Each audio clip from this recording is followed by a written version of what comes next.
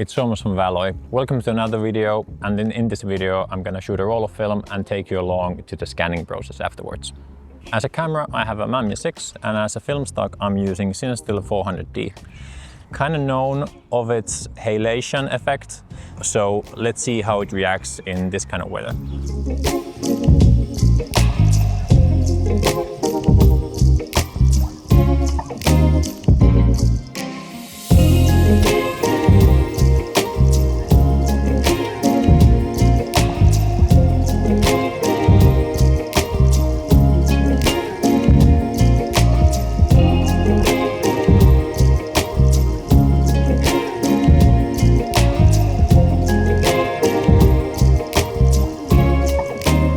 So now we're finished the roll, and I'm gonna get these developed and see you in a bit in the studio where I'm gonna show you the scanning and editing.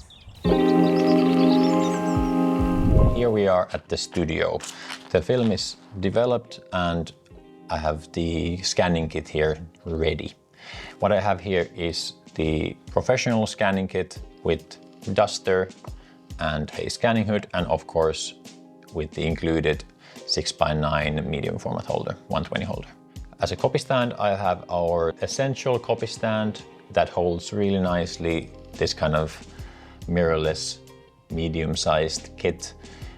So the camera is Sony a7 IV and the lens is Tamron 90mm macro lens, which is really nice lens. Before we started filming, I set the setup ready and leveled the camera and the kit using this leveling mirror that we are offering. So basically I'm just quickly introducing you to the leveling. What you do is you set it up onto the holder, and you make sure that the camera's center point of the sensor and the lens are aligning perfectly, so they're in a parallel, so there's no blurry corners or anything like that. I'm currently tethering to the computer directly, so no importing or anything like that. It's all automated. Tethering is really nice feature because I don't really want to touch the camera afterwards when I've kind of already set it up nicely and leveled it and whatnot, and I don't want to just touch it and cause additional shakes to the image. So I can trigger the camera directly from here, from the computer, which is nicely, and then I can just kind of use my left hand and right hand to trigger the camera. Okay, so let's begin this process. Probably need to put the gloves on. Okay, so what I'm gonna do, I'm gonna put the duster here. Now I know I'm realizing that I am causing a little bit of shake to the system, and the table is not maybe the most stable, but we'll manage. Let's take the film out. The film is CineStill 400D color film. Now we have the film is getting in there. I'm putting in the, I did this in the wrong way. I forgot to put the scanning hood in, but I can do it, cheat a little bit with it. So I'll just put it here, and then scanning hood prevents some of the extra light, the ambient light affecting the image too much. Now I'm gonna turn the light on. With the CineStill CS light, we have 3 color temperature modes here. One for color negatives, one for black and whites, and one for slides. And well, we are shooting raw, so that doesn't really affect too much, but for the fun of it and for the sake of it, I'm gonna use the color temperature mode, which is named as a cool mode, as we have quite orange negatives already. For camera settings wise, I'm using aperture priority, so I've set the ISO to 100, and the shutter speed is then determined by the camera automatically, which is really nice feature. Now we're reaching the advancer rollers here, so it should be now quite a lot easier to advance the film. Nice. Now I can actually remove the other glove so I can trigger the camera. Good. Took the photo, then to the next one.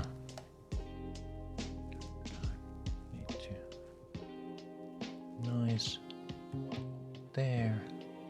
Camera's definitely thinking a little bit as we are taking the images. Great. So we have now 6, 9, 12 images in total, as should be. I did not forget to scan anything. Okay, great. The images are now in computer. Let's take a closer look at them and prepare them for conversion. So I'm gonna open first this first image that we took, and I'm gonna crop it to its aspect ratio, which is 6:6, 1:1. I guess I'm not gonna leave any borders, but I'm gonna take the white balance reading from the edge of the border. So it should be now good. And then I'm gonna crop it out, crop the edges out, the borders out. Good. And then I'm gonna copy the same settings to all the rest of the images and then go through them quickly one by one, just to kind of finalize the crop a little bit better. Some might be able to take it like consider it better from in the actual scanning process, but I'm terrible at it, so I do it like this then. Good. Yeah, that was the last image. Nice. So let's quickly turn those around that needs to be turned. So these are left and this one is to the right. Great. Then we can open the Negative Lab Pro. What I'm gonna use is that I'm gonna set the preview, where can I set it? There, thumbnail preview as big as possible, because when I open Negative Lab Pro, it doesn't let me to adjust it or until I'm finished with Negative Lab. So now we have chosen all the 12 image. We don't need any border buffer, and I'm not gonna use raw analysis.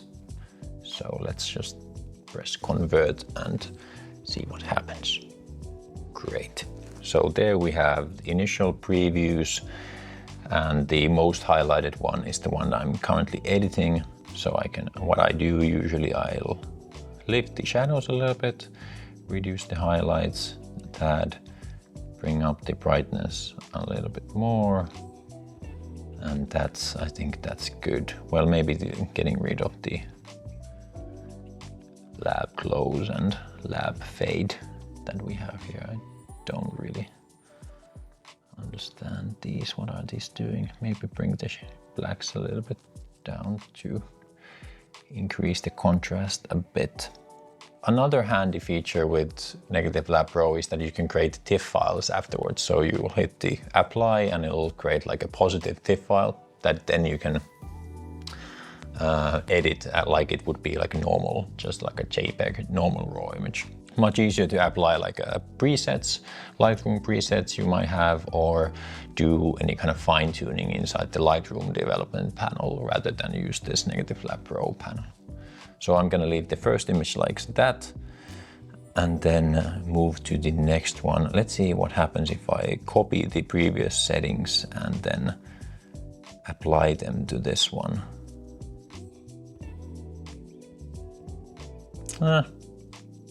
Good, that's enough. And then to the next one. I don't know if you can see the point of having these kind of like larger thumbnails, as the preview of the Lightroom will show the kind of the current one that I'm now editing, but it doesn't let me, like if those preview thumbnails would be really, really small, then I couldn't see anything. But now I can even have like a vague idea how it looks, and then I can fine tune it later afterwards. You can really see that when the sun is shining and when it isn't, because then the white balance comes and goes, like it's warm and then it's cold and whatnot, but then it's good to have the ability to adjust it. those are already really nice. I'm gonna hit apply, so it's gonna negative lab pro is going to do TIFF files of those, all of those 12, and we can then fine tune them even more. Sometimes I find myself struggling with negative lab pro development panels, so I like to create the TIFF file and then I can just edit it maybe a bit easier afterwards. Here we have the TIFF files. Let's see, there's the positive TIFF that it brings us, and then we can do whatever we like to it, all sorts of things here to it if we like. Let's see how it looks.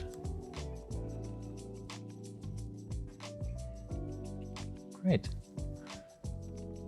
Can we see any dust particles somewhere, hairs somewhere? No, that looks really nice. How about this one? There's a little bit, but we can remove those quite easily, like so. Now you can kind of see that it reacts a bit differently, these adjustments here to the image, rather than editing the negative lab pro one, like the raw file inside the negative lab pro. Good.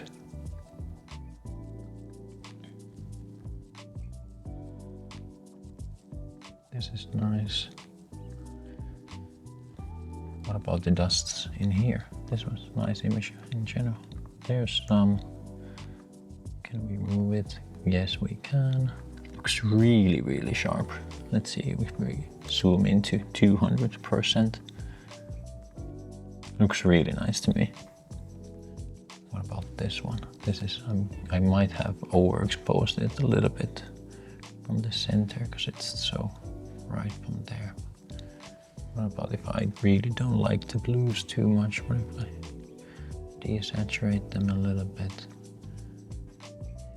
With labs and whatnot, you rarely have the option to really fine-tune the image yourself. So this is really handy way to get your own look to the images.